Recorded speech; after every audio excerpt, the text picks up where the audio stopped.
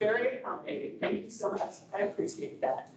But welcome so much. We really appreciate all of you coming out. And to everybody online, thank you for joining us. We really appreciate it. And especially on a night like this where I know it's been hot all day and then the threat of bad storms. So hopefully the rain will pass by and before we get out of here. So my name is Karen Cleveland, and my role here tonight is just to facilitate and make sure that we get through all the information, sharing, and all the questions before we leave this evening. Just as a point of reference, I want to make sure that everybody really understands that this is a listening session. It's really about listening to one another, to learn, listening and learn. There are going to be 2 more opportunities for public input. So one with the Planning Commission as well as before the Board of Supervisors. So that's September, Planning Commission, September 20th, and after that, the board. Again, I want to thank you for being here. Community input is so important to this process, always has been. And quite frankly, the input from the community always makes projects better because it helps to have more people with connected to the community who ask the right questions, which is an important part of tonight, and also brings their curiosity and interest to bear in communities like this. So what we're going to do is we will be here until about 8 o'clock. And the first thing we're going to do is we're going to hear from Supervisor Smith. And she's going to walk you through in more detail what the process is so that it level sets the stage for what's to come over the next few months. So tonight and then in the future. Then we're going to hear from the staff, county staff, on where they are, what's been going on. I know that you all have submitted a lot of questions to them. And so they've been trying to answer those questions for you, either them or the applicant. So we'll get a presentation from staff. Then we'll get a presentation from the applicant about where they are, what's going on, some clarity on what the process is there. Then we'll have 45 minutes for Q&A, and representatives of our community will start by making some opening statements at the beginning. And then we'll go to Q&A. So I've put some of these. This is just a protocol for Q&As because we want to get through as much as we can tonight. So after those opening statements, then what we would like to do is try to let everybody who has a question ask that question. Let's try to go with 1 per person. And then if we get through all of that, we're happy to circle back around and we can ask a follow-up question. And in the interest of time, more than anything, we'd really like to refrain from your storytelling or making additional statements. We have representatives of your community who are going to open with some statements. So if you can stick to the questions and just let's really listen to one another so that we can really learn from one another. If you have cell phones with you, please silence them so that we can all be respectful and not interrupted there. And for those of you online, if you could please mute yourself, that would be terrific. And then we have someone monitoring the chat. So if you put your questions in the chat, that would be really helpful. And we will get to your questions as well. Okay. We do have additional chairs. There's a couple of chairs up in here too. And we have more that we can pull out. So please do make yourself comfortable. And to those who have just walked in, thank you so much for being here. One other thing, we do have tablets over here and pens. So if that's helpful for you to grab a tablet and a pen so that as you're listening to the presentations, you can jot down any questions that you might have, if that's helpful for you. If not, that's great. Okay. Yeah, great. Okay, now it is my pleasure to turn the podium over to Supervisor Smith for remarks. Thank you, Karen. I appreciate you doing that. Good evening. It's nice to have a full room of people here that we can share some information with, and I appreciate you coming out. And at the top, before I forget, I want to thank my staff for all the work they've done. They put together the web page that had information. They copied flyers that could be distributed in your community. So we wanted to ensure that you had this information. And so community input is a vital part of our land use process. There's many points through the community input. We are still at the beginning of this process. And we organized this meeting so you could hear from people that have different roles in the process. I have one role as the board member, the staff members have a role, and of course the applicant, their role is to present their case. And so the meeting is organized so you first hear from me, then you'll hear from staff, and then you'll hear from the applicant, and then we'll have questions after we get over this presentation. So I'm going to describe the steps in the land use process. So when an applicant has an idea and they want to submit a plan, sometimes they will come to me, to my office, just to talk about what they want to do. I will ask staff to join me at those meetings because they can answer any technical questions. And that's a good time for me to raise issues that maybe the applicant didn't think about when we're going to submit their case. And so we have that discussion. We'll talk about issues that we know of in the community. So the applicant will submit their application. The board, we have something called Plus, it's an update for our land use process. It's online, the public can access it. We'll be able to provide information later so that you know how to do that. So once the case gets accepted, you have a way to look at it and follow the land use process. Another part of the process, there's a joint land use committee in Sully District. And they meet once a month. They are independent of my office, and typically applicants will go meet in front of that committee. I know when they presented, some of you went to that meeting to hear the presentation. So the next step of the process is the hearing in front of the planning commission. So we have 12 members on our planning commission. You have 9 district members on the board of supervisors. We each appoint somebody to the planning commission. And then the chairman of the board of supervisors appoints 3 people at large. So there will be a public hearing in front of the planning commission. Anyone in the public will go present, provide information, and then the planning commission makes a recommendation to the board. They don't get to make the decision. They send a recommendation to the board of supervisors. And so the next chance for a public hearing is the public hearing in front of the board of supervisors. And it's easier since the pandemic to present to us at a public hearing. It used to be everybody had to come in person, but now we have the option if people want to call in and do their testimony. They can be there in person or they can send a video. So we take YouTube videos sometimes too.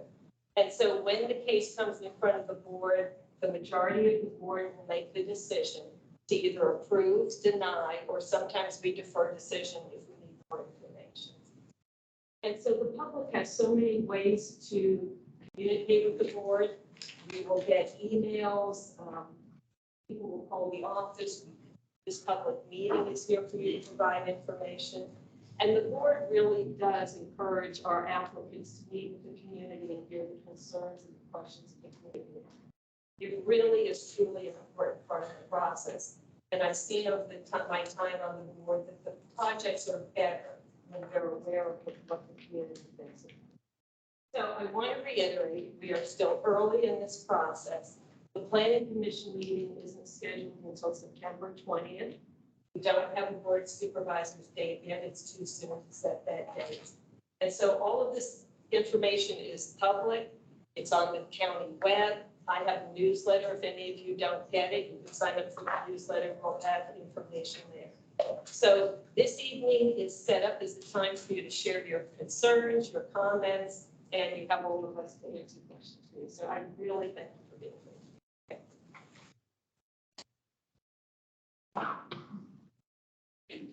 And now we'll hear from Emma.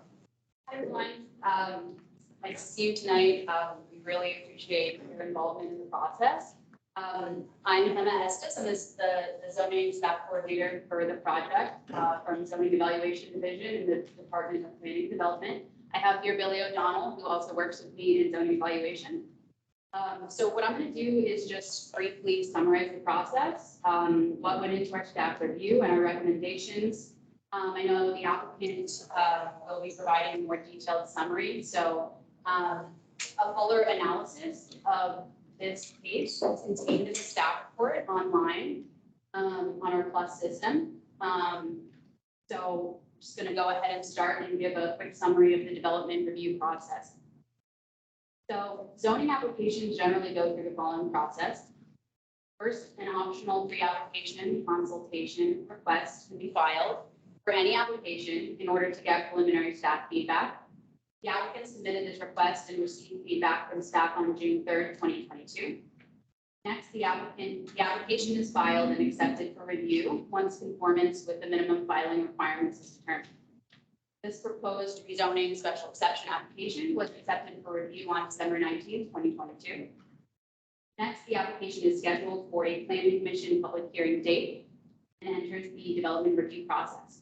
Rezonings are analyzed for conformance with all applicable requirements of the adopted zoning ordinance.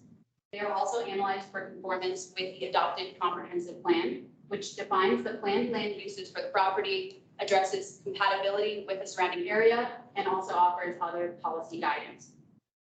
Applications are also reviewed by the subject matter experts of several agencies: the Department of Planning and Development, Zoning Evaluation Division, Department of Planning and Development, Environment Development Review Branch, Fairfax County Department of Transportation, Virginia Department of Transportation, the Fairfax County Park Authority, Wind Development Services, Site Development and Inspection Division, Forest Conservation Branch, Department of Public Works and Environmental Services, Wastewater Planning and Management Division, and also the Fairfax Water Authority. Then, based on agency comments and analysis of the zoning ordinance and comprehensive plan, staff typically makes a series of recommendations to the applicant and identifies any issues with the application that should be addressed. The applicant typically responds with a resubmission and draft proffers to address anticipated impacts of its development. This review cycle may occur several times. 2 weeks prior to the scheduled planning commission hearing, staff issued a staff report containing analysis of the zoning ordinance, comprehensive plan, and agency memos. The staff report recommends approval or denial and discusses any outstanding comments not yet addressed. Staff report for this application was issued on June 14th, 2023, because the planning commission hearing had originally been scheduled for June 28th, but was pushed back to September. In preparation for the public hearing, the required notice letters are sent to adjacent property owners to notify them of the upcoming public hearings. Then a public hearing for the planning commission occurs with the opportunity for in-person, virtual, or written testimony from the public. Due to recent state law changes, the planning commission will sometimes hold an additional hearing, but the testimony given during the first hearing remains part of the record. Ultimately, the commission provides a recommendation to the Board of Supervisors. The planning commission hearing for this application is scheduled for September 20th, 2023 at 7:30 p.m. at the Board Auditorium of the Fairfax County Government Center. Following this, the Board of Supervisors holds its own public hearing with the opportunity for in-person, written, or virtual testimony, and the application may be approved, typically subject to the adoption of signed proper conditions, or denied. If the application is approved, the project may move forward with the submission of a site plan, a plan detailing the final engineering of the development. Final review is conducted by the applicable county agencies to determine conformance with all applicable requirements and the proffers. Proffers are voluntary conditions offered by the applicant.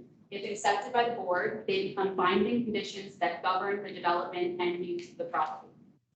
Zoning ordinance and proffers are enforced during review of the site plan and also the non-residential use permit. Once the use is established, the Department of Code Compliance enforces the zoning regulations and proffers. So the current approval for the subject property is that it is currently zoned to the C8, I3, and I5 districts and approved only for the following uses: 40,000 square feet of vehicle sales, rental, and auxiliary service on the northern portion zone C8, and 20,000 square feet of new vehicle storage, used vehicle storage, vehicle major service, and vehicle light service uses on the southern portion zone I5. So the proposed rezoning and special exception. The applicant is now requesting approval of a rezoning of 12.1 acres of land from the I3, I5, and C8 zoning districts to the I5 zoning district to permit the development of one of two options. Option one is a data center development with 402,000 square feet and a floor area ratio of 0.8. A special exception is also proposed for this option to allow an increase in building height from 75 to 110 feet. Option 2 is a warehouse development with 150,000 square feet and an FAR of 0.3. So some of the issues that were discussed in the staff report include compatibility with the surrounding area and the comprehensive plan. The property is located in Land Unit H of the Dulles Suburban Center. It is planned for industrial research and development and industrial flex uses at an intensity up to a maximum of 0.35 FAR or floor area ratio. The proposed uses are industrial uses which are compatible with this base recommendation. For the data center option, due to the higher proposed floor area ratio of 0.8, it was reviewed also using the guidelines for higher intensity within areas planned for industrial use. Based on evaluation of the sightline study, architectural elevations, site layout, and the extent of the vegetative buffering around the site, staff did not identify adverse impacts from the proposed height and FAR. Overall, considering the comprehensive plan industrial designation, the adjacent uses, which are industrial, commercial, and open space, the significant setbacks and buffering around the property, as well as several other items discussed in the staff report, staff considered the site an appropriate location for a data center or warehouse and either use compatible with the surrounding area. With regard to noise generated by the proposed data center, a noise study has been provided by the applicant and reviewed by staff. The study demonstrates that the noise ordinance will be met. The applicant's draft proffers also include commitments to a pre-construction noise study to be completed at final engineering and a post-construction noise study to ensure that the noise limits are enforced. Based on the conformance with the noise ordinance and these additional commitments, no adverse noise impacts were identified. However, in addition, staff continues to recommend that since the projected noise levels are below the regulatory limit based on the applicant's current noise study, the applicant commit to the decibel levels that are predicted during the pre-construction noise analysis, such that those reduced levels would then be the established maximums for the use. In addition, the applicant is recommended to clarify the number of generators and address how this impacts the results of the noise study. Resource protection area is another issue we looked at. Through the development process, the applicant has revised their plan to reduce encroachment into the resource protection area to the minimum necessary to address staff recommendations. The resource protection area will be preserved in conformance with the Chesapeake Bay Preservation Ordinance. The applicant has also provided graphics showing the proposal will have significantly less disturbance in the resource protection area and an impervious area than the current approval. The applicant is also considering dedicating a portion of parcel 6, not subject to this application, to the park authority. The current draft proffers include a condition addressing this option. Per staff request, the applicant has also provided information on the handling, storage, and spill containment of the fuel system, which I expect they will address in their presentation. However, the following additional comments were provided. The applicant was recommended to make certain revisions to their proffers to require fencing along the RPA and clarify their invasive species proffer. In addition, the park authority has commented that if dedication occurs, the applicant should provide removal of any running bamboo, trash, or hazardous materials prior to dedication and address this in their proffers. Regarding traffic, the applicant has provided Fairfax County DOT a right turn lane analysis that includes trip generation information for both options. The Route 50 entrance and turn lane, as well as the secondary access via the auto park, will provide adequate and safe access to the property based on this analysis. In both proposed development options, FCDOT and VDOT have determined the trips generated will not negatively impact the road network. Circulation map showing the proposed truck route for the warehouse has also been provided by the applicant and reviewed by FCDOT. With regards to infrastructure, water, wastewater, and stormwater infrastructure have undergone preliminary review by the appropriate county agencies and have been determined adequate at this stage. Detailed review and approval of these facilities will occur during the site plan process. With regard to wastewater, staff has consulted further with wastewater planning and management division. At the time of site plan, the applicant will perform a final sanitary sewer capacity analysis, which will provide water quality data on concentrations of chemicals such as bromide and sodium in the wastewater from the proposed data center in order to determine if pretreatment of wastewater will be required prior to discharging into the county sewer system. Should there be a need for pretreatment, the applicant will be required to provide that pretreatment of wastewater subject to approval by the wastewater planning and monitoring division. We have also recommended the applicant include a proffer to reinforce these requirements. So staff has determined conformance with the applicable zoning ordinance and comprehensive plan provisions, subject to the applicant's proposed proffers, and has recommended approval.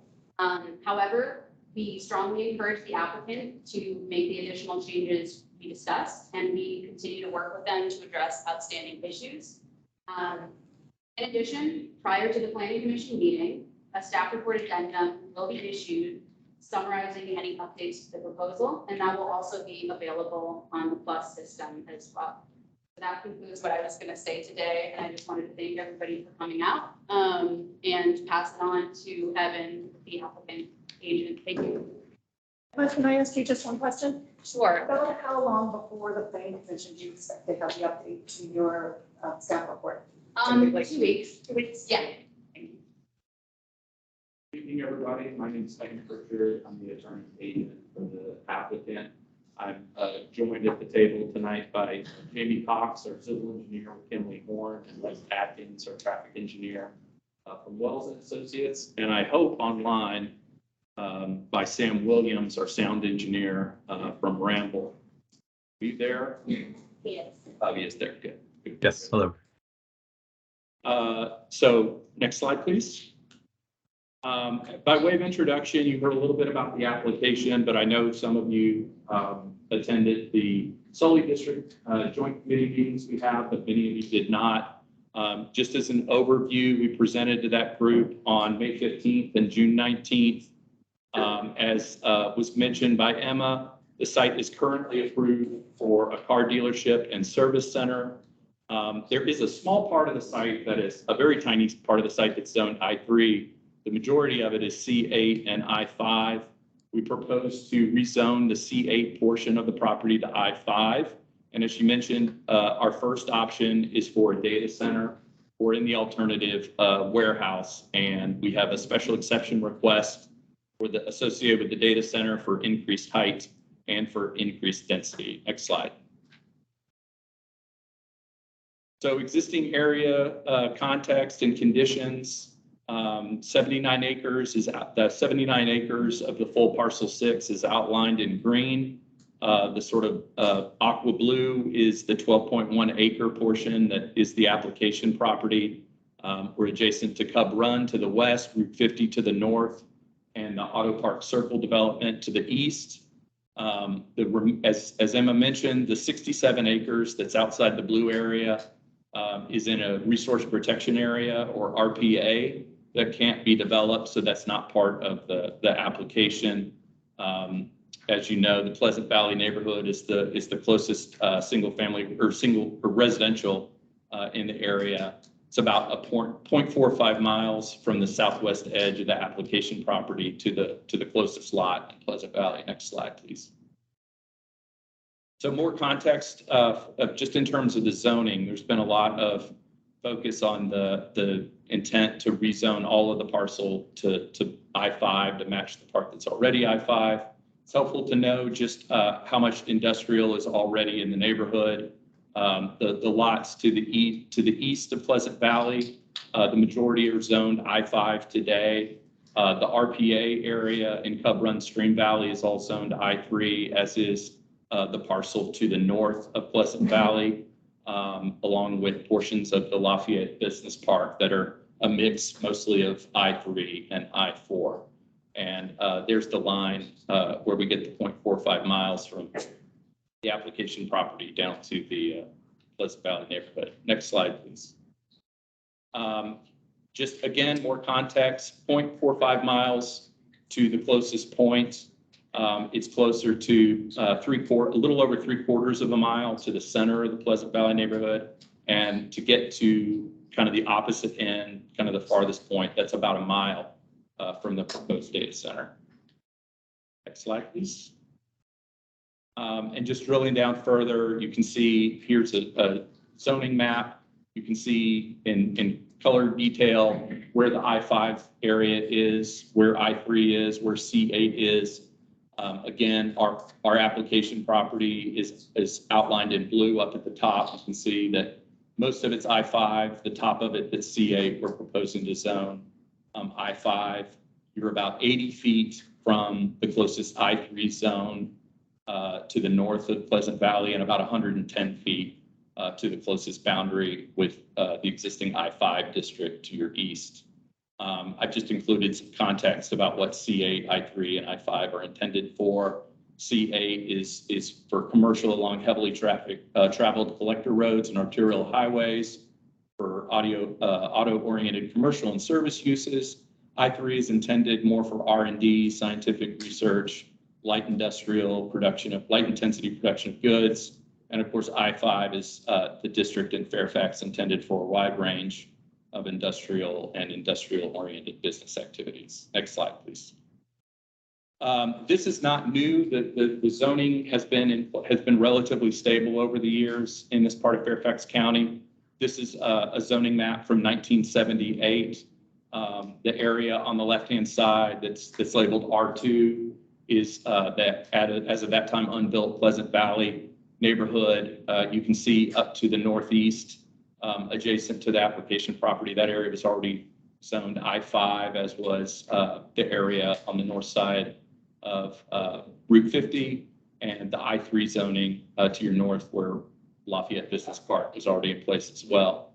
Next slide. A few years later, few years into the existence of Pleasant Valley, you can see I-3 zoning to the southeast, I-5 zoning immediately to the east, and further northeast, I-3 and I-4 to the northeast and north. Next slide, please. And since this is a data center, I thought it'd be helpful to see sort of the context of data centers in the area. All the red dots depict already existing data centers. Blue star is our site. And you can see they've sort of been concentrated to the south of Dulles along Route 50, and we'd kind of fall in between 5 existing data centers we're proposing to build. Next slide. Further context, this is the Dulles Noise Contours map that was published by MWA and is used by Fairfax County in its comprehensive plan. Shows the noise impacts from Dulles Airport. I've zoomed in on Pleasant Valley and the proposed site. The Pleasant Valley neighborhood is completely within the 60 decibel level day nighttime average noise contour area established by Dulles. So that means that on average, the background noise from the airport is about 60 decibels. And the area that the application property is in is slightly higher. That's in green. That's the 65 decibel level. Next slide, please. You heard a little bit about the existing approval. That was approved in July, late July of 2020. It split zoned the site at that time between C8 and I-5 for 2 different buildings. The car dealership was going to be on the C8 part of the property that was rezoned, and a car dealership service center was to be constructed on the I-5 portion on the southern part. The RPA impacted by this is approved today. The RPA impacts cover 1.3 acres of RPA area. The height of the building, exclusive of rooftop equipment, was approved at 60 feet. It was going to have 817 parking spaces and 4 loading spaces. So lots of impervious surface. Next slide, please. Our first option for the data center, by contrast, it impacts 0.19 acres of the RPA. As Emma mentioned, we've really been asked by staff to work hard to get that number down to that level. We're proposing 110 feet of height. That's inclusive of rooftop equipment, so that's all in. 50 parking spaces, 2 loading spaces, and we're targeting LEED silver. Next slide, please. I know that this was circulated at some point. I just want to make clear the image on the left that's labeled artist rendering was not produced by the development team. It shows what appears to be a large multifamily building in the RPA. We didn't put this out, but it was shared with us. The supervisor asked us to prepare a more realistic version of the proposal. That's what you see on the right. Our architect put that together. You're never going to see this unless you have a jetpack and you can go up about 150 feet in the air. It's kind of a bird's eye view. Next slide. Could you talk a lot louder? Yeah, I'll try to talk louder. You're probably almost done, but most of what you said is. Got it. So. And also, can't see, so we need, with all of this in background. It's hard to hear right here in the middle. All right, well, I'll talk louder. Option 2 is a warehouse. Yeah. Can you all see through the podium or do we need to move that? Is that? It's hard to see it. It's just not as big as the font. They will make the slides available as well. In fact, staff already has the slides, so you're welcome to all of this detail as well. Okay, all welcome to it. Yeah, this will all be shared afterwards. Similar to the data center, the warehouse option is going to be have an impact on only 0.19 acres of the RPA area. It's proposed at a height of 55 feet, 150 parking spaces, 30 loading spaces, and we're targeting LEED certified rating. Next slide, please. At this point, I'm going to hand it over to Sam, who's going to walk through the noise analysis he's done. Thanks, Evan. Can everyone hear me in the room? Louder.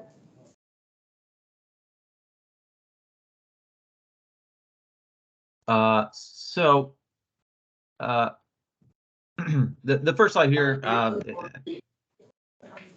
really hear anything in the room. So if there's any issues with the audio, maybe someone can let me know in the chat window here, but I'll go ahead and proceed. The first slide here just presents kind of a range of sound levels that Can't be turned up anymore. Okay, it's up at the maximum level right now. Evanston. Yeah, I'm going to try to echo you, Sam. okay. We'll get So- to the slides. Sound levels presented here are just to present, kind of put the emissions in context in terms of where the project sound emissions are expected to fall with relation to other common noise sources. So the Fairfax County ordinance limits maximum continual sound levels at residential areas to 60 decibels during the day and 55 decibels at night. The predicted project sound levels at the very far northeast area of the residential neighborhood are expected to be around 40 to 42 decibels, which is consistent with a small town residential area for outdoor sources. Go to the next slide. Yeah, so Sam, I'm just going to repeat what you said, that Sure. the testing we've done indicates that we're going to be in a sound area of around 40 decibels.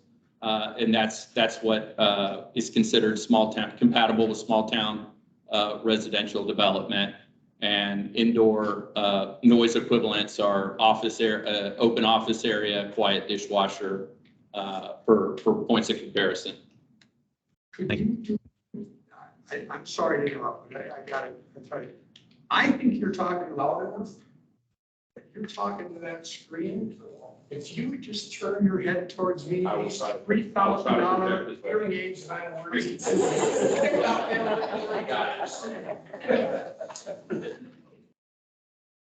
Okay, this presents the results of the acoustical modeling that was performed for the site, utilizing some very conservative assumptions for equipment quantities and sound levels, and assumes the facility to be operating at 100% load, 100% cooling capacity. The acoustical modeling, based on international standards, makes conservative assumptions for meteorological conditions, wind speed, temperature, and doesn't take into account shielding provided by residential structures. The sound levels presented here, of course, are all exterior, inside any kind of buildings would be reduced significantly. But what this plot mostly shows is that during full load operation, the facility is expected to be around 40 to 42 decibels at the nearest residential area southwest of the facility. Yeah, and Sam, let me just repeat that. So at full capacity, meaning a hot day, all the and busy internet traffic, all the servers are running, all the air conditioners are running. Our sound analysis is that there's going to be a 40 decibel sound impact on the northeast corner of Pleasant Valley. It sort of cuts through this line right here, so it's going to hit some of these homes over here. Next slide. Or go ahead, Sam, the next slide. Sure. Yeah, so the next slide here presents the results of the sound modeling for infrequent generator maintenance and testing scenarios, which again conservatively assumes generator sound levels.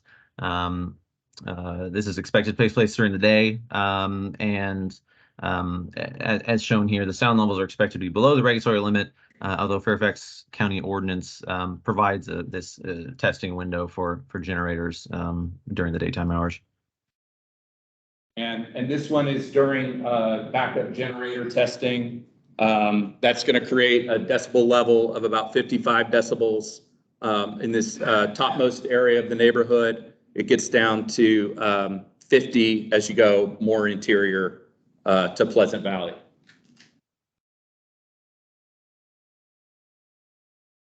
Thank you. Next slide. And the final slide regarding noise here is the results of a recent ambient sound level survey, which presents the results of the sound level monitoring at a location northeast of Pleasant Valley in kind of the trail area. The median sound levels, as you can see, range from something around 40 or 38 to 40 to around 48 decibels across the course of 24 hours. And the expected sound emissions at that same northeast location along the trail are presented here against the ambient sound levels. So generally expected to result in minimal impacts. And as you get further into the residential neighborhood, obviously the sound levels will be reduced significantly. Yeah, so what Sam just said is that this is the baseline ambient noise study that we did. Where the yellow dot is that you probably can't see, that's in the stream valley to the northeast of the neighborhood. That says that today there is about a swing of about 40 to 48 decibel levels. That's sort of just general background noise at any given time.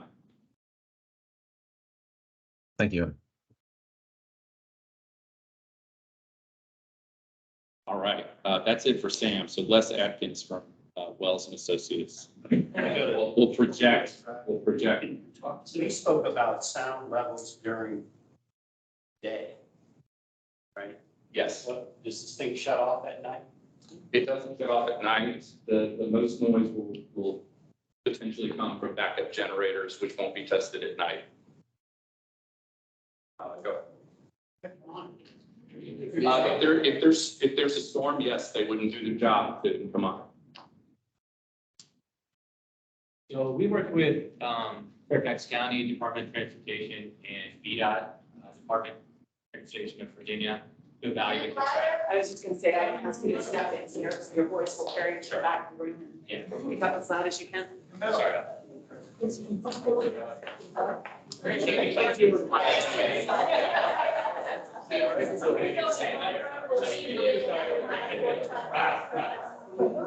Careful, Les. Don't let them trick you into getting that stuff.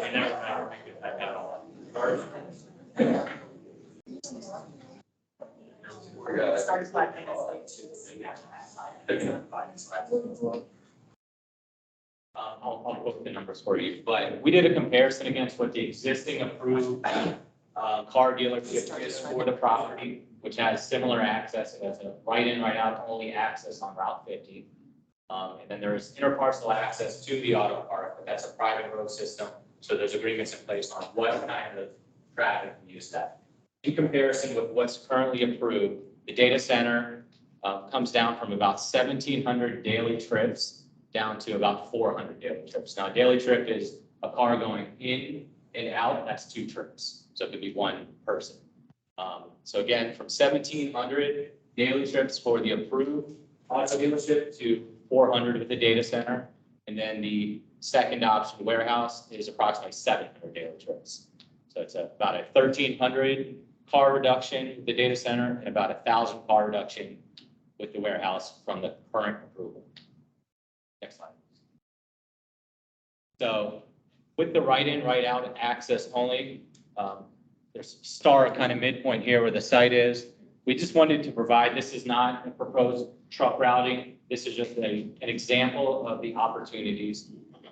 With any vehicles that need to use the write-in, write-out, in lieu of performing any U-turns or side street movements on Route 50, there are alternative routes that can be planned for any vehicles, construction, delivery, with either option that can avoid needing to do those movements on Route 50. Next slide, please.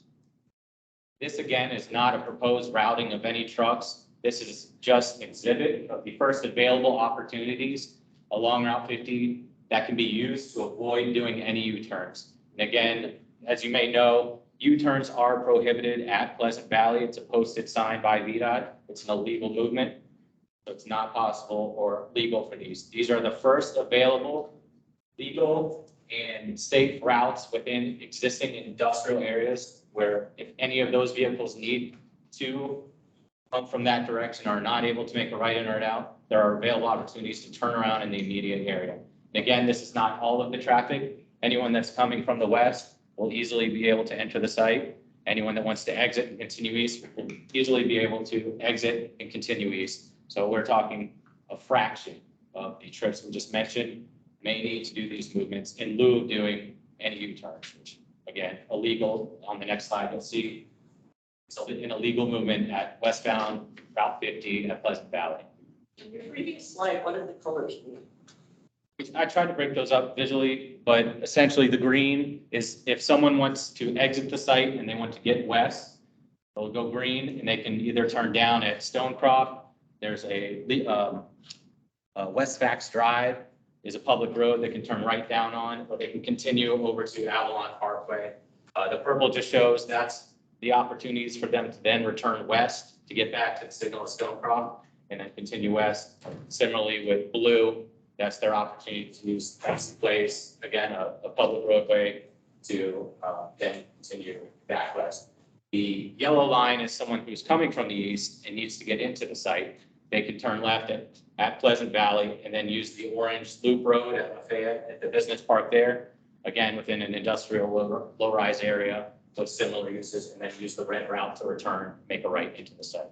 Again, this is not a proposed routing. These are just an exhibit of available opportunities that would then go into whoever the end user may be, work it into their program, or again, with the previous slide, avoid this altogether with overall routing. I think now it's Jamie's turn to talk about the visibility sightline studies we've done. There's been a question, so I just want to be clear about this, because we started 5 minutes late and we're going a little over this. We will have the 45 minutes for your questions. Perfect. Good afternoon, everybody. I'm James Cox. Hopefully you can hear me in the back. So we did a visibility study. What that means is we went out to the site, actually flew a drone at 110 feet and pointed it back towards the Pleasant Valley neighborhood to try and understand what that looked like. We also placed people throughout the Pleasant Valley neighborhood to try and see if they could see the growth from Pleasant Valley at specific locations we thought were the worst locations. The drone's small, but we wrap it in reflective tape and make sure you can see it.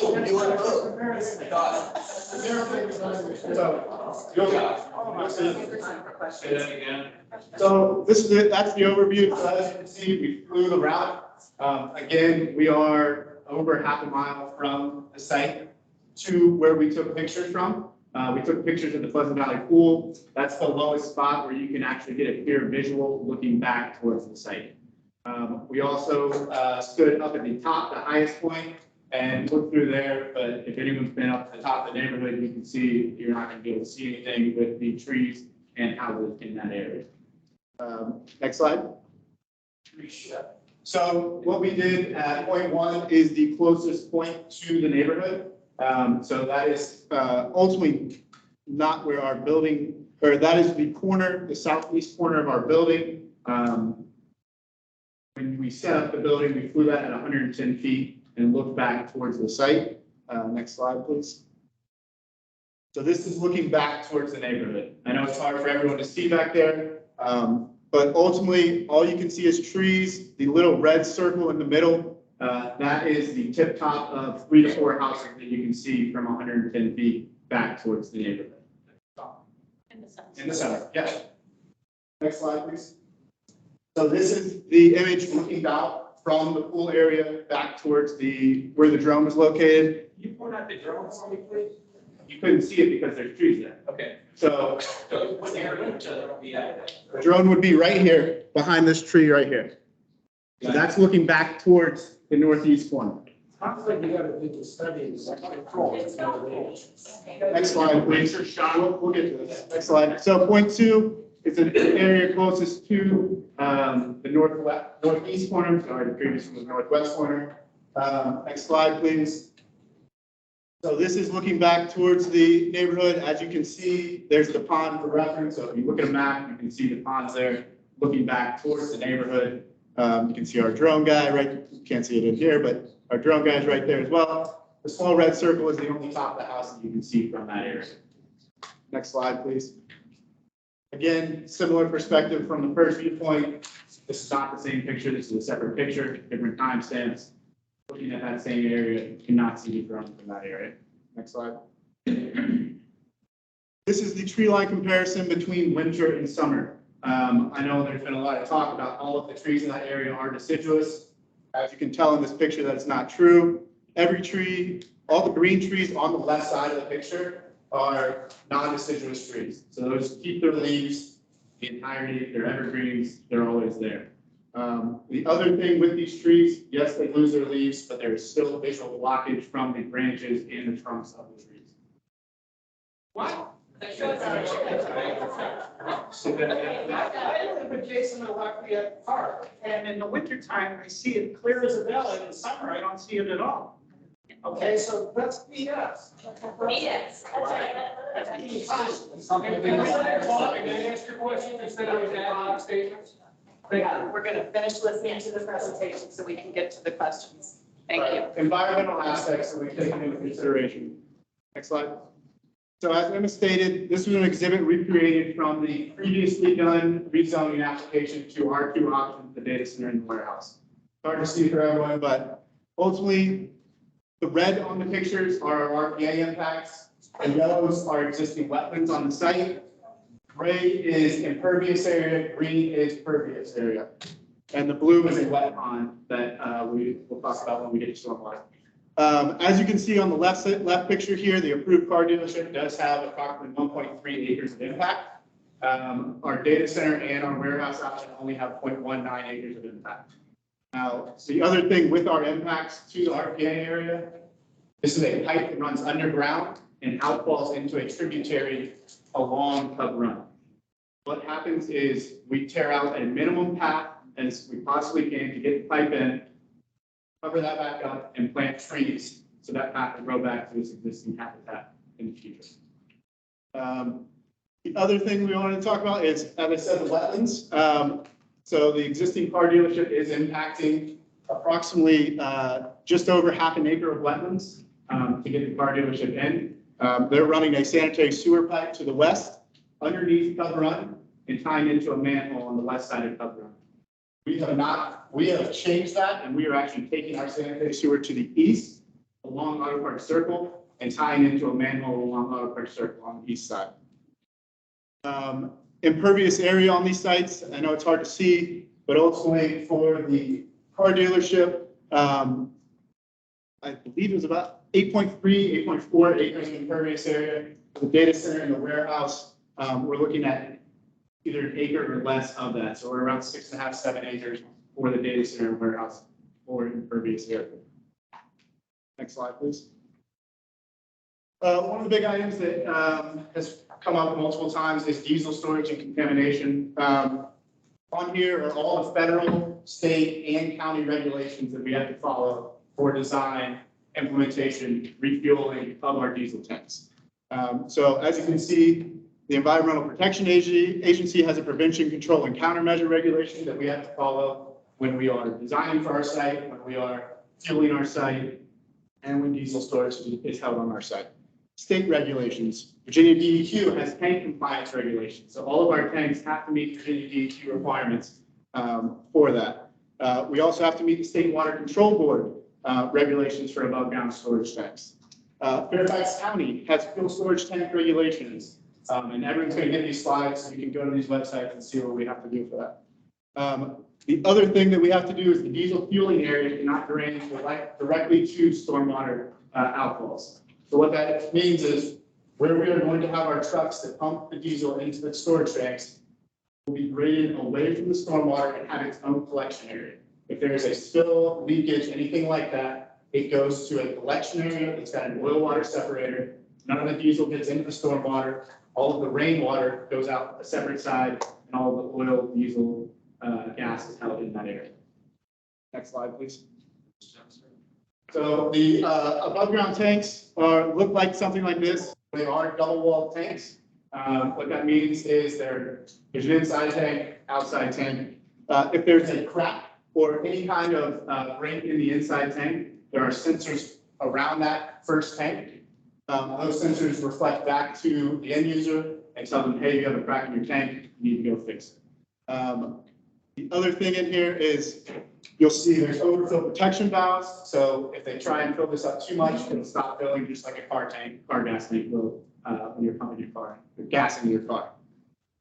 Next slide, please.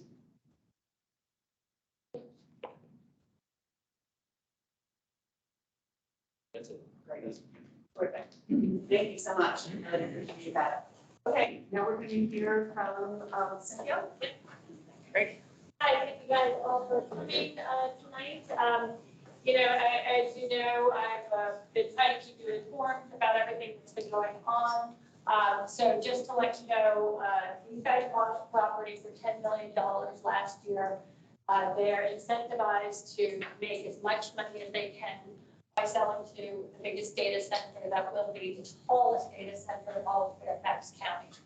So this is an unprecedented data center. They're putting it right next to a resource protection area. They're putting it right next to Cupred Stream, which is our drinking water supply. It's a tributary to the Aquifer Reservoir. So as far as environmental, they showed you that, it's better than the auto dealership. But that doesn't take into account, that the data center, as they said, has 27 industrial grade diesel generators. These diesel generators not only make a lot of noise, and they can run them up until 9 o'clock at night. That's according to the property, so they will be run at night if they need to, or if they feel like it. They're only allowed to do it 2 hours a day, but they can spread that 2 hours out all over the daytime. So you don't know if they start for a half an hour in the morning and another half an hour, another, and they go over their 2 hours. We won't know that. We have no recourse for that either because the only ordinance is the continuous noise ordinance, and that says that the fine cannot be more than $1,000. So that's a simple write-off for anybody who, any company, any large company. So anytime they might violate the noise ordinance, we have to prove it, and there's no way for us to get any kind of recourse out of that. So as far as the noise where they say it's not going to be that loud, well, you did see that it goes over 50 for when they do run their generators again up to 2 hours a day or up to 9 o'clock at night. That noise level is also where we start to really hear the noise because it's the HVAC systems and the generators create this low level frequency hum that you just can't ignore it. It's a constant 24/7 hum that's in the back of your head. No way you can ignore that. So we have to be very careful here because the noise study that they provided only had 20 out of the 27 generators. So they didn't actually give us the whole picture. Now they say that, okay, that is just sufficient, that's fine. But let's get that in writing then. If they think that that's correct, because noise is cumulative, the more generators you have, these just like the more noise you're gonna hear. If all of you start screaming the same tone in this room versus one, it's gonna make a big difference. You're gonna hear that noise much louder. So you have to understand that noise is cumulative, and that particular noise is something that we just can't unhear. It also affects the wildlife. National studies prove that 50 decibels of the wildlife, they get driven out because they can't communicate with each other. It interferes with their reproduction, and they leave. They abandon the area. And in doing that, the national says it actually causes deforestation because there's no wildlife around anymore to replant and propagate the forest.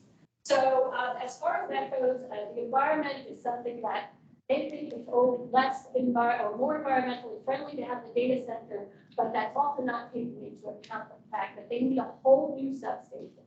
That's acres of land to build the substation, and that's miles of land clear to put those huge transmission poles. So they're not telling you that, the county doesn't want to deal with that, they say that's a separate issue. But that is an issue.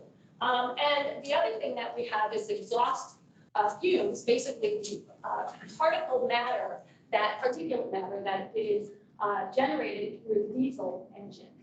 So these diesel generators will release particulate matter, which is actually carcinogenic to humans. And it's also, according to the EPA, damages trees, vegetation, soil, and water. So we're next to a watershed area, we're next to a drinking area. So we're adding all of these things that the noise, the air pollution, the possible contamination to the water. And as a matter of fact, even the Park Authority wanted to have their plans for contamination and cleanup, containment and cleanup now, because this rezoning is not a privilege. It's not a right, it's a privilege. They have to go through this to say, it's not like I'm going to say I'm just going to put a two-car garage on my house and do that, please. This is saying I want to change you to a whole new heavy industrial area, and I want to make that something that is something that wasn't there before. I want to change your zoning. They're asking to change our zoning because they want to reap the benefits of the data center boom. The last thing is the Duke warehouse. You don't get an option here. I mean, NWA just came back June 27th and 11th that they stated that says they are at critical. And let me just quote you this actually so that we get it right. The NWA says that the quote the building height is very close to a critical air navigation surface. If this surface is penetrated, there will be adverse impacts to airport operations, unquote. So with the elevation of the property at 250 to 260 feet, then you add 110 feet on top of that. You can do the math. You're at 360, 370. Now you're into their critical airspace. Their critical airspace starts at 364. So this is a problem. This is a real problem, and that has not been addressed. You saw the truck route too. Excuse me. I think I'm turning online. So Okay. I can say a little left, maybe a little bit closer. So there and see. Okay.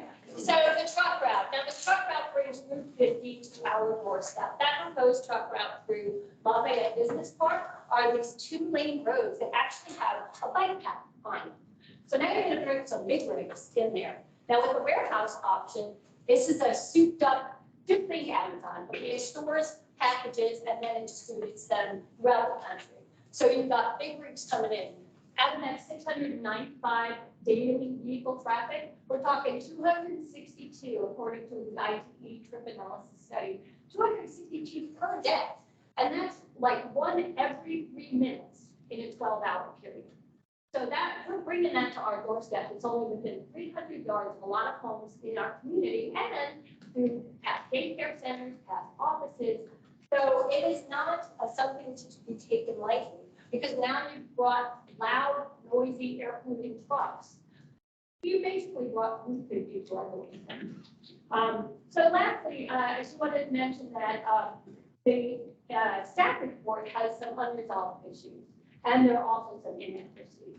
As I said, the Park Authority repeatedly asked for the containment and cleanup plans. They have not provided that. Instead, they punted it to site plan. And in the staff report, it only recommended that. It's right, not required, recommended. Again, this is a rezoning. We need all the information. We need it up front before we rezone. Once you got a site plan, before you rezone.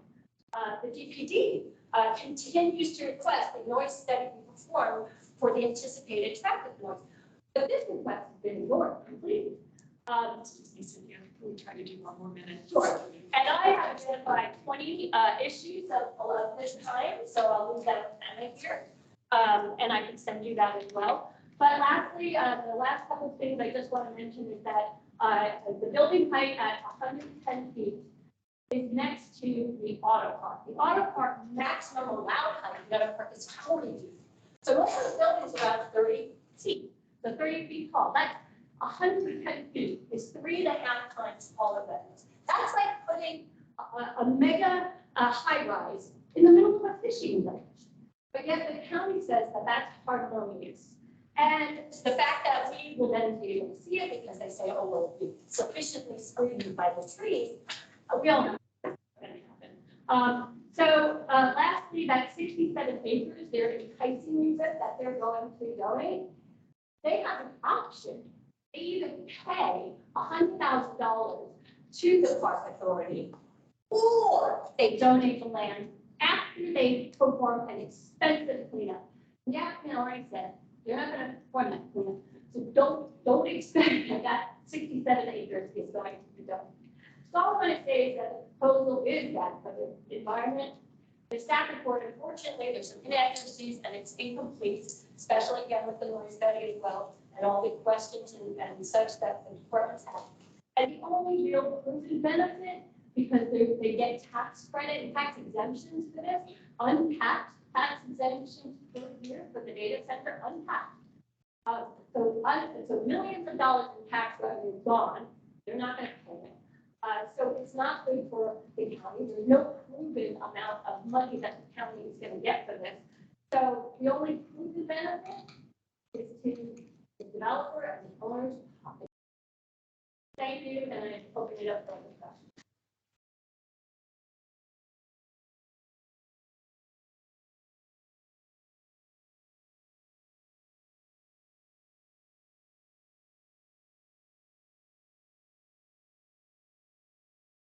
Thank you, Cynthia. I think you did a great job of talking about what the concerns are in the community. So I just want to reiterate that this is for questions that can be addressed by staff or by the applicant's representatives here today. So let's please try to keep those as questions. I'm going to do my best to point out, I've got one here, the gentleman back here is number 2, 3, 4. I will ask you to stand up, and as we know, it's difficult for people to hear, so speak as loudly as you can.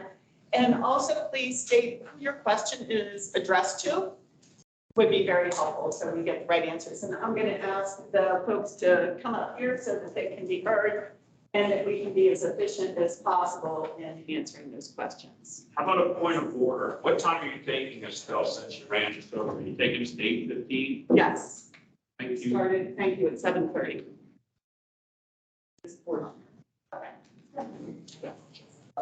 I'm John Hemsworth. I've been in Pleasant Valley for 30 years. I don't ask a question. Everybody has a question. I'm asking the same question. I think most questions have been addressed on the list that Cynthia plans. The one issue that has not been addressed, nobody ever talked about, was the green space. Take it down. I'll read that. And the green space. When you trying about climate change on a daily basis, this country has gone through unprecedented hot summer. I'm going to just state from somebody who's been around, I can honestly say, probably the oldest of the whole group. Not many people that could be me. So I just look from experience. There's something which, for the law of unintended consequences. And I think the county, the board, and what I've heard have never taken into account the what if and the law of unintended consequences. Particularly the green space, is that what you're talking about? And That's just an issue that's taking down. It does not mean taking down the trees with the soil carbon dioxide, we don't know that. The development as I've said, I've been there 30 years, it's unprecedented. With development comes a cost, human cost. Our families, our way of life, traffic. If anybody here can say that probably 20 years ago was a pleasant, was a worse experience than today, the leaders in this area have not planned transportation adequately. A different subject, but they have not planned it well. That comes under the law of unintended consequences. We had worse gridlock problems because they didn't want to embrace other options. So I don't want to cut you off, but I totally appreciate your point of view. But is there a question that they don't I don't know. address This for is a you? statement I want people to reflect on. The law of unintended consequences is one of the building blocks of economics. They maintain that each individual seeking putting his own gain is led by an invisible hand to promote an end which was no part of his intention. That end in the public interest is not for the benevolence of the butcher or the baker that we expect of them from regard for their own self-interest. Thank you. So.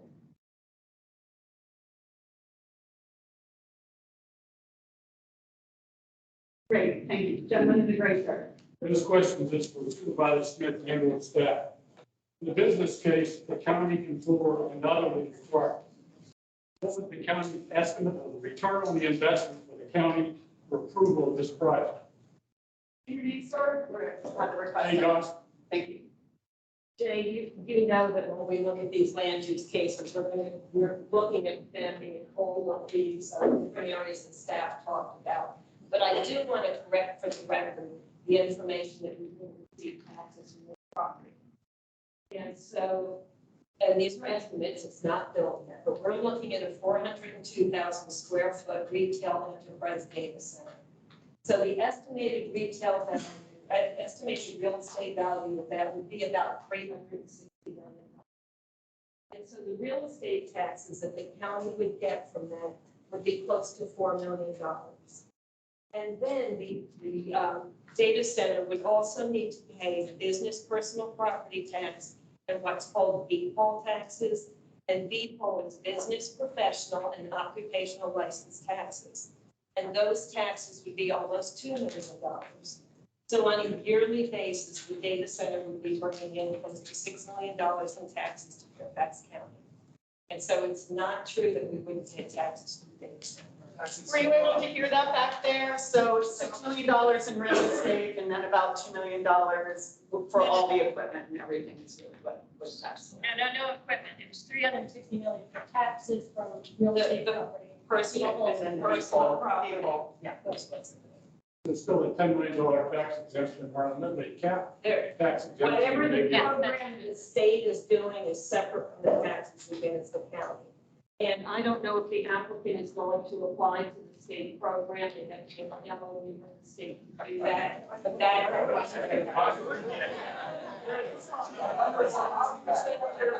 Well, let them answer that question. Are you going to apply to the state? I'm a humble land use attorney. I don't know. I think that. I'm sorry? Take it for an action, get back to this meeting body, the answer. We don't have an end user. We don't have a contract with the data center tenant that this would be built for. So we don't know what tax credits have been identified. So the data center would have to, that's what I'm understanding, the data center would have to apply to the state. So the taxes that I'm hearing Supervisor Smith talk about are what would come to the county, right? So there's no Fairfax County tax rate, but it's not whatsoever, zero. Okay. This gentleman is next. Hello, Nick Friedman. Your name on site? Nick Friedman, Okay. and I'm at the closest point to the data center with my good friend John, two of our other neighbors. So, Stephen, I appreciate the refined sound study that you did, the decibel readings that are there and generators and power. My question is for the developers and the plans that you have. Did you consider putting the generators on the other side of the building? Based on all of the industrial stuff. You're inside the building. The generators are not, they're outside the box. My question, Okay, let's, yeah. excuse me. Did you consider putting the generators on the opposite side of the building for noise and exhaust? You can see the difference in the sound frame of that floating into the park towards our neighborhood versus the other side, an industrial zone, which is, as you show with your maps, is industrial on industrial on industrial. Not only that, it would flip the diesel generators on the other side of the building away from the water and might even give you a better buffer zone relative to any diesel spills or anything like that. So, Jamie Cox, civil engineer, we did look at this. Ultimately, the other thing we have to take into consideration is we have noise buffers for the commercial side as well. So with the generators over on that side, we're going over the limits. The other thing we looked at is the way the site is set up and the way the RPA is set up, the generators will not fit on the other side and give the building, if the building was flip-flop with the generators, our drive aisles would be going into the RPA. So to avoid RPA impacts. I know, but have we done it for the 21st century? Because I know I had to do it, and it's nice to be on the other side now. Like it was Falls Church, we had to build a sound tunnel. All those trains coming in, okay? We have the technology to do that right now, to put that sound away from us. Are you guys doing that? We have done everything. That's according to the specifications on the DB level, which is taken with all those during the summer and not during, and that diminishes tremendously, okay, during winter. So yes, we have designed the site to meet all requirements, county, federal, state level. We have designed the site so it impacts everyone as minimal as possible. So this question, the answer is no, you can't put it on the other side. And I just want to follow up on your question about noise mitigation. The property we have, it does require us to do another acoustical analysis before construction starts. And then we have to do another acoustical analysis after the data center is up and running. Right, and then it's going to go up. I know. But part of that proffer, I'm just saying, Comes out of the norm on the tenant cost. part of that proffer is we have a list of baffles and insulators and noise mufflers that, have to be looked at and provided. Every year we come up with new technology on that. So what I'm hearing, at least in response to your question, is that it can't be flipped, but that there will be another opportunity before. Yeah, it cannot be, it's tremendous. Yeah. Okay. My name is Dave Newsom, and I've lived in Pleasant Valley for 33 years. I made the balloons. My question is the supervisor's thing. And the question is, do you know approximately how many people are here today in support of changing the zoning regulations, as opposed to how many people here are against changing the zoning regulations? Well, should I have a show of hands? I'd like to help you out here. Could I have a show of hands of people who are against changing our zoning regulations? All right, so that would be- And maybe, now, thank you. I counted you already. Could I have a show of hands of the number of people here who are in favor of changing our zoning regulations? Great. Okay. One more time. Changing or leaving what they're at? I understand that we're changing them to I-5. Right. That's what I'm saying. So It's already there. is that not what I said? I'm thinking, okay then, and how many people here actually vote? Okay, I want The gentleman in the blue shirt, event? Yeah, for most of the presentation, I'm Tom Henry. I live in Pleasant. Tom Henry. Thank you. I lived in Pleasant Valley 1997. 96, the presentations that you showed today on all the analysis, so this is to both the staff and to the operators, is point nominal results of things. Have you done the analysis at the far sides too to show what it happens if you do, your generators produce more noise than you think they're going to produce? Because you don't know how much they're actually going to do. So you have your standard deviation around the analysis, there's all that included in the reports that staff are going to update and put on the websites 2 weeks before the planning meeting.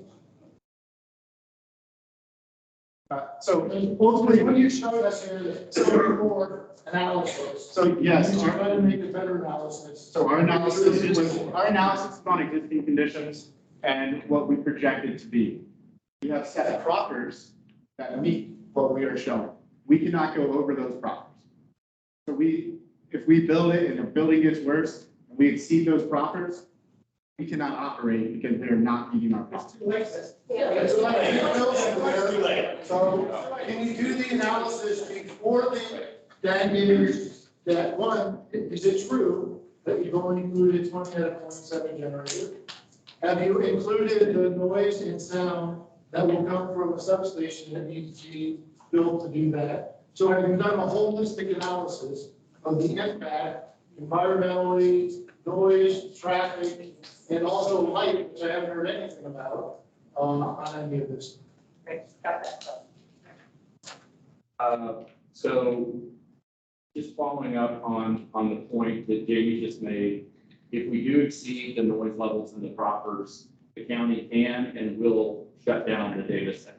I have clients who can attest to that. If you're violating a proffer, the county attorney's office eventually gets, first code enforcement gets involved. If it doesn't get resolved, the county attorney's office gets involved, circuit court gets involved. It gets very painful, very fast. And we're certainly not talking about $1,000 fines at that point. And we're talking about literally padlocks on the doors, like close down operation. Wait, you're telling me that the analysis that you're showing is the worst case, not nominal? Correct. We did try to. You didn't do it in the winter time, so how do you know that? I mean, we can't control the weather. I mean, we. Well, Yeah, we did. Thank you. Jamie, did you answer his question on 20 versus 27 for the sound study? I'll let Sam answer that. Sam, are you still It was on? unanswered. Yes, yeah. So the modeling that was done, the results that were presented today present a single generator operating scenario. So the results shown today wouldn't change regardless of the quantity of equipment on the site, quantity of generators. 7 more generators would not, so just say it louder. And can we get that in writing? Evan's going to repeat Yeah. that. And As I emailed Cynthia, the study was based on 27 generators. It's on your, it's on the actual noise study has 20. Sam, does the I actual can show noise it to study, you. does the noise study say 20 generators were assumed? I think the noise study does say that. The reason is because generators for this type of data center typically are double stacked. And so it's an issue of counting. As I said before, the results presented today are for single generator operating scenarios anyway. So the results of the information presented in these slides today wouldn't change regardless of the number of generators, which And can you explain? I have a follow-up question. just 1 second. Well, I please. mean, he's answering my question. I don't think he is. So you're telling me what you showed today was based on only having one generator operating at one time? that's for the generator testing and maintenance. Is that? I'm asking you a question. The noise rings and everything that you showed, the 40 dB, 50 decibels, all those other kinds of things was based on only one generator running? That was for, yes, single generator testing and maintenance scenarios, which is how the generator. I think we've got 2 answers going here. He's talking about the testing, but the gentleman's asking a question about if all the generators are running at once. And if there's going to be a difference in testing if it goes from 20 to 26. If all the generators are if all the generators are operating, which would be in an emergency, power outage situation, the sound levels would be higher than if one generator were tested. Okay. So in an emergency situation, what is the impact on our neighborhood in terms of decibels? I know this was included in the survey report. I don't have the number on hand. It wasn't in this presentation, but I think that document's available as well. Is it available to the public? It's 56 to 63, which is 3 decibels higher than the noise limit. Okay, so I would like that, but you should be able to say it. So you can't answer me the worst case scenario, I know it. If you give me just one moment, I believe I can, but the numbers that were said out loud sound correct. Yes, 50. Well, my point in general, so I don't think you went to maximum on what will happen and how it will impact our neighborhood in the analysis that you showed. So he did. So his analysis ran for all generators testing. At Cynthia said, it's 53 to 60, 56 to 63 decibels, right? 56 to 63. The code states that in an emergency situation, the noise ordinance no longer applies. Just for an emergency situation. Once the power is back up and running, those generators are turned off. What defines emergency? But they didn't state how many, you have 27 generators. It could get to 63 and 15, and you could be doing your PM during that time. Okay? Preventive maintenance, okay? And they're gonna be running, all right, during the courses of the week. Every week they're gonna be. The generators would only run until they ran out of diesel. We wouldn't be getting diesel. No, you have to do preventative maintenance to maintain these generators on a constant basis for emergency purposes. That is fine. So those things will be running. There could be 10 running at a time, okay, for a couple hours, just, because you can't keep that diesel fuel in there, and you're running out of diesel fuel. So, but that's having one generator, and if there's 27, you can't tell me it's only on emergency situation. You're gonna be doing that on PM. That's gonna be on a weekly basis, or at least a month. So the generators are backup measures. They're countermeasures if And the you power need goes that out. tremendously here because our infrastructure isn't gonna happen all the time. So this report is available, is that correct? So it could be studied in more detail, which I would hope would have, more detail that, Can we just, might make some more sense. can we please get it in writing? Either we get an updated noise study that says 27 generators and the correct number of air handlers, because 20 is not what is being predicted as what's going to be on site. Correct. Yeah, can we do that, Sam? Yeah, definitely. Okay, they're saying that they will take care of that. Thank you. Hi, my name is Trevor Brierly, and I've been in the neighborhood for 27 years. And I guess my question has to do with not just the volume of sound, type of sound, because what we're finding out is that the sound that these things produce it's disruptive, it's intrusive, it gets in your head, and it doesn't go away.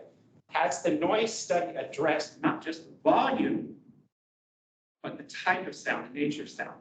I mean, you can listen to Led Zeppelin at 50 decibels or Beethoven at 50 decibels. You're getting an entirely different experience. So I'd like to know if that has been addressed in the noise study. That'd be a question. Go over that, Sam. Yeah, so since the Fairfax County Code is based on overall sound levels, that's what's been compared to in the sound study. Obviously, sound is very subjective, so what may be annoying to some may not be to others. The sound produced by data centers typically is constant and broadband, as opposed to being very tonal, which can also cause some annoyance for other types of sources, and doesn't fluctuate highly and isn't very impulsive. So highly fluctuating noise sources would be like the airport, with aircraft passing over. So typically impulsive noise and tonal noise are considered, more impactful than a broadband steady state noise such as this, which would be akin to, like a fan going in the background, basically, very far away. Infrared sound is sort of like the haptic, and these are generators running on this. follow-on questions, and then a waste question, and then a different question. Has the study taken into fact that all the other data centers that have recently been built in this area, if you take into fact them running at the same time as this one, what the noise impact will be? So I don't have data on the existing data centers and, what might happen with those data centers in such an event.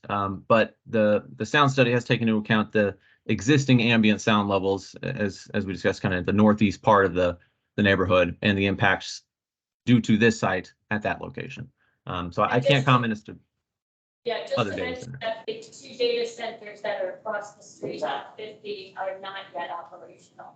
So when they do become operational, yes, that's what it is. I've got, question, the gentleman standing up in the back, and then we have a lady in the back there, and then we'll come down here.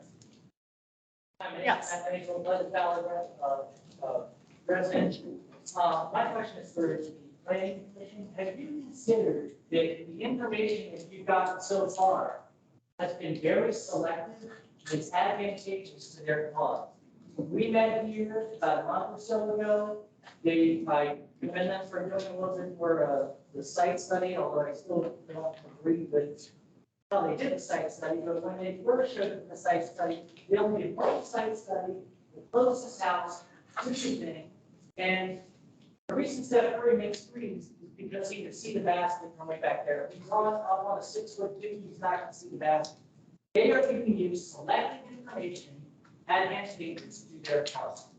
And there needs to be more studies, more information, because just in this room, heard from many people that many different points of view that I don't think you pay somebody to do a study, that those points of view would be there. I don't think you're seeing them.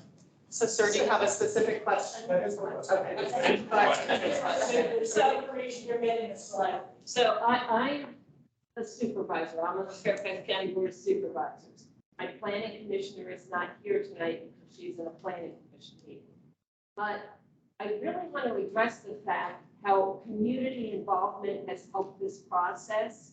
Because in the beginning, my understanding is when they did the sight line, they did it at one spot in the neighborhood. And after that meeting, and I didn't attend that because I was getting a briefing from my staff, is that when the community talked about there's higher places in the neighborhood, and Evan, you can address this, but this is the importance of the community feedback because then the information they provided was different.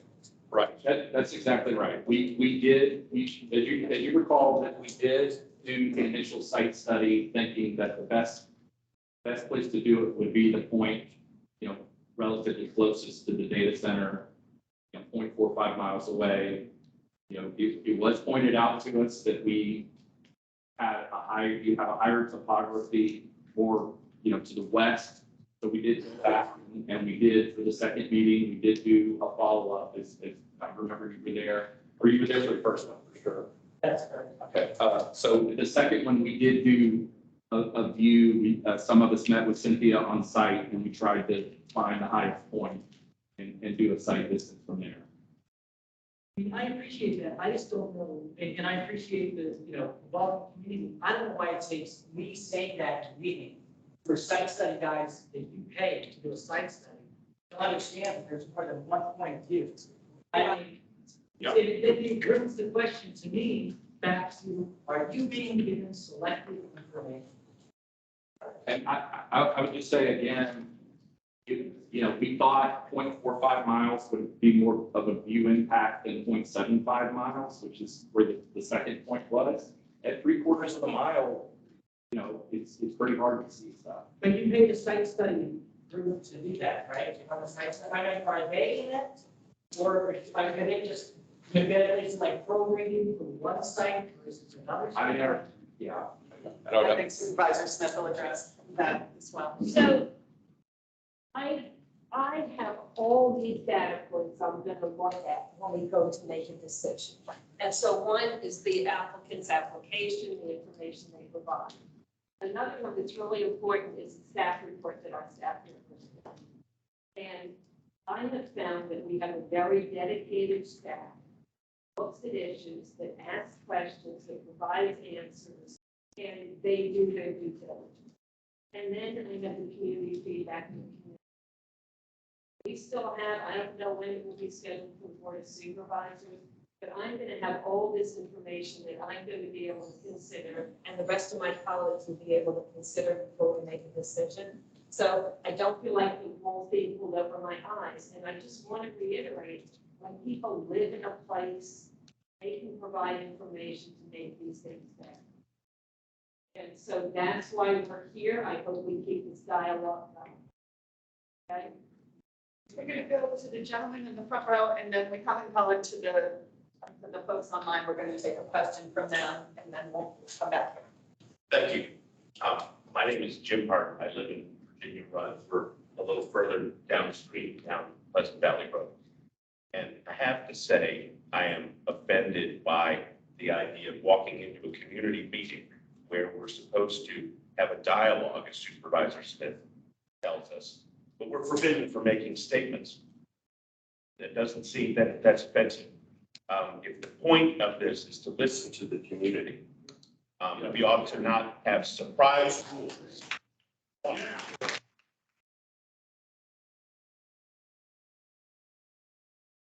Decision has already been made. I do respect the staff very much. I spent more than 16 years on the planning commission myself. I spent more than 20 years, well, I won't count how many years, on the Board of Zoning Appeals. I work with staff every week. I respect their work. I respect their input. I have a number of questions, but the one question I'll ask pursuant to our surprise rules. Has Fairfax County ever approved a non-residential use with this many diesel generators spewing particulate into the air with this much diesel fuel stored on site in this proximity to an environmentally sensitive stream that drains into the Occoquan Reservoir? And if so, were there any additional mitigation requirements? I don't mean to be shouting at the staff 6 feet away. I'm trying to talk loud enough so everyone can hear. Okay, keep going. Were there any additional mitigation measures required in that approval other than whatever the rock bottom minimum standards were for the three things that were on the slide, or any other site anywhere in the county? Was there anything special or additional that if such a use, hypothetical use, ever was approved? Were there any additional mitigation measures required against environmental impact from such an environmentally questionable use? This flows from the stream, draining into the aquifer. Maybe you don't, maybe we don't have that information. Maybe no such thing exists, but. I'm Billy O'Donnell. I've been working with Fairfax County for about 20 years now. I can't recall a site that I've been involved in the review of that has this many generators or this many sensitive uses next to the RPA. However, I can recall several uses providing incisions to the RPA for various types of infrastructure connections to it. Several of those were in Westfield's development. For this application, we were looking at previous approval as the applicant has put on their diagram.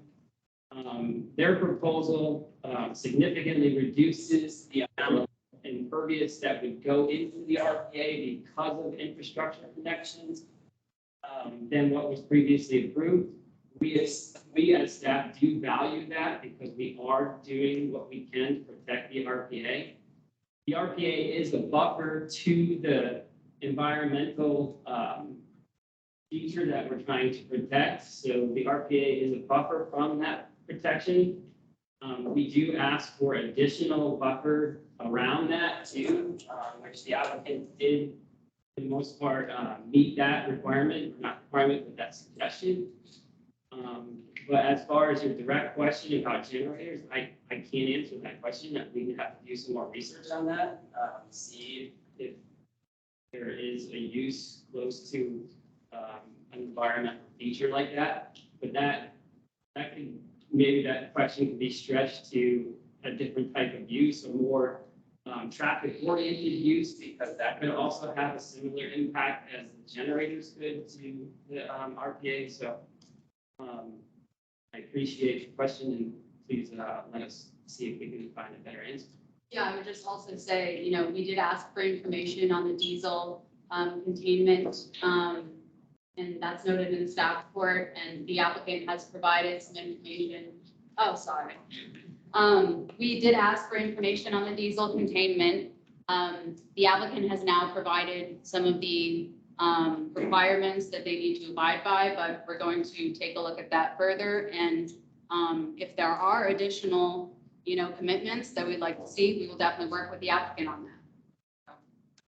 Thank you. And actually, one other thing I would like to say too, to address your comment in the back. So as part of our review, we rely on, in a rezoning application, the property owner has a right to hire a certified engineer to address all the issues that will come up during their proposed rezoning.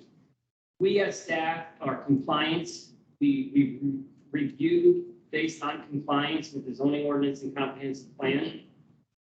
The applicant is relying on certified engineers, certified noise technicians.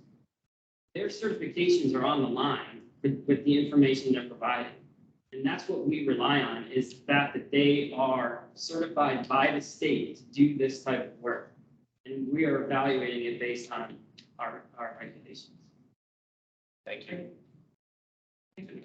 Service. We're going to take it. Can you just respond? I wanted to ask about.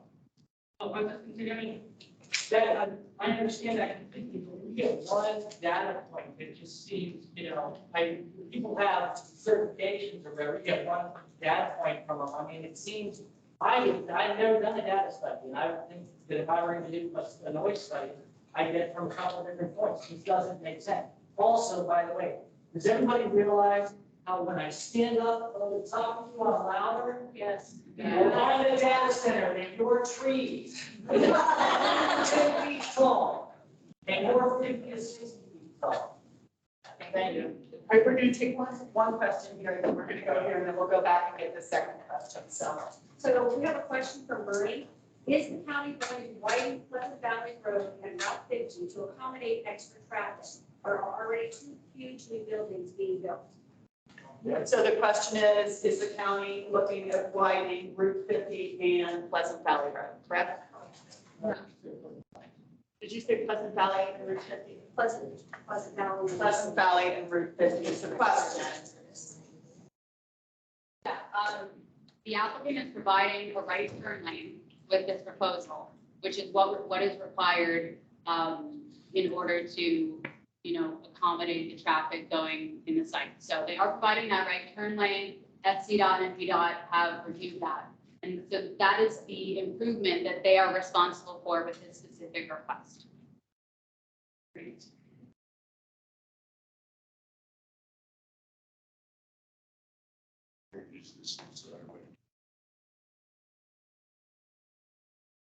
All right, good evening. My name is Scott Corbett. I've lived here 25 years. I want everybody to know that I helped broker this meeting, get it going, and I'd like to thank our supervisor for pulling us all together. Provided us 600 flyers. She gave us our staff. She dedicated every phone call I had to a person that was great to work with. She helped us along the way. So the question that I have is, I want everybody to know that she also invited me into her office. I had a chance to sit down with her. It was a very good meeting, a positive meeting. She's a thoughtful person. We have to do more work here in front of us. So I have a question that's coming, and I want everybody to know what's in it for them. I'm the largest radio station you ever met, WIIFM. It's your home value. What I've determined is some things that I presented to Supervisor Smith regarding what your home is worth. On average, it's about $650,000 in our community. I believe by the damage of noise, wind, air, water, all the things that have been covered tonight, we're going to be off 10% in our home values. What I further discovered is neighborhoods like Great Oaks, Gainesville Village, According to the multi-list, which our friend Kathy can help us with back there, the MLS is reporting 18 to 22% on poor zoning, noise, deterioration of quality of life. People are bailing because they can't sleep in their homes. Their child screams all night long from the noise. It's not proper. So my question is, to the supervisors who've had the chance to review my numbers, you've had a chance to look at it, provide the financial information. The county does not provide a business case. There's no business cases other than the people that are here in front of us. There's not even one back of a napkin math problem to it. So Supervisor Smith, why do you believe the neighbors of Pleasant Valley will not be negatively impacted in their home values by this type of applicant so close to our great community, the one that you're elected in?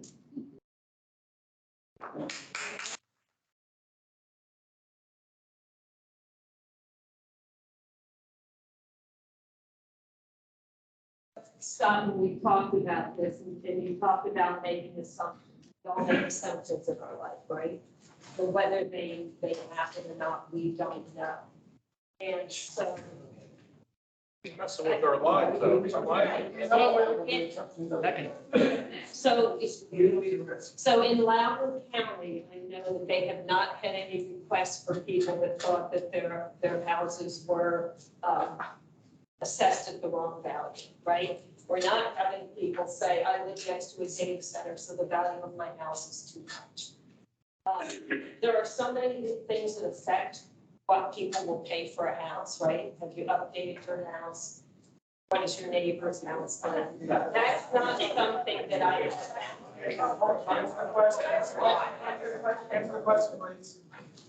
I don't have any way to make any assumption that the value of your house will go up or go down because there's a data center.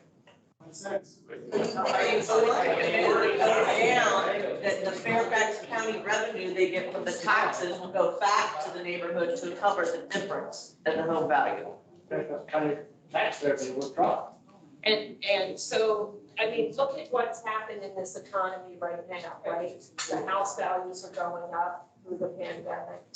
None of us expected that. I'm looking at the prices of the houses in my neighborhood going up a lot.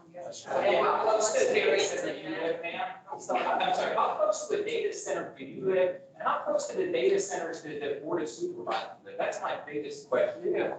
What's the proximity of your home to a data center? I don't live near days. Yes. My house? My planning commissioner lives near a data center. So, how's that for her? We're surrounded. I mean, Well, we don't currently live by this data center. Well, if you can reject their proposal, then we can. We put our time on it. I put off. I understand Scott's question, one more from the folks that are virtual, and then we're going to have to close out the meeting. I do want to reiterate what the supervisor said. So there's still plenty of time for input. Please continue to give her and be prepared for the upcoming meetings. And as Scott said, there's still a lot of work to be done. So what do you guys think you need to be done? Well, the supervisor will close out. She'll let you know that's later. We're going over our extended time. I just want to take one question. Until address how else to get questions answered, because I know very much about that. I have one more question on. If this rezoning is approved, what will pave the way for another nearby zones to be the same? And there is coming up with. Well, I'll We can't hear a word, I'm sorry. Shout, say it again. I'll repeat the question. Broadcast.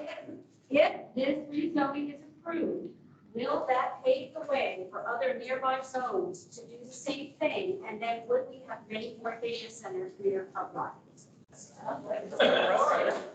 If I just Billy O'Donnell, if I understood the question correctly, they're assuming that if this case were approved, what's the domino effect adjacent? Well, we have to look at the comprehensive plan. The comprehensive plan is our roadmap. In this site, the comprehensive plan recommends industrial. They are also proposing to use the industrial, the appendix 12 that allows to go a higher intensity for industrial. If a proposal comes that's not in an area planned for industrial, that, I mean, a rezoning has to be in substantial conformance with the comprehensive plan. And that would require a comprehensive plan amendment, which is a larger community outreach program. But our roadmap for rezonings, if it's not zoned industrial, it would not, it could not go forward with rezoning.